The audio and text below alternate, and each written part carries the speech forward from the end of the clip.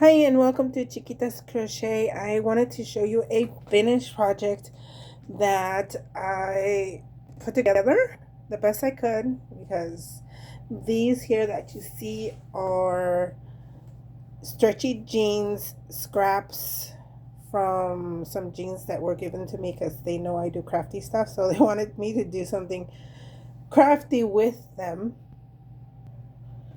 So I came up with this. It's a pillow. The front is, and it's really soft too. It's really soft, and I can tell. I think there's one, two, three, four different shades of or different jeans.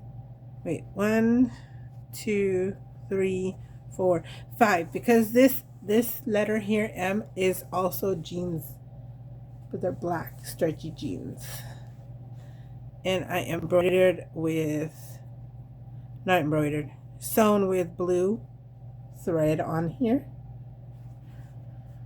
The back is also, I put the black pieces together because she liked black and blue together. Sorry, pieces of glue in my fingers still from my other project. And then I stuffed it with the fibers. But that's it. I love it and hope she likes it. I'm gonna give it to her tomorrow. And maybe you can do some other projects. You can cover a journal with, and that's my next step. I might do that too.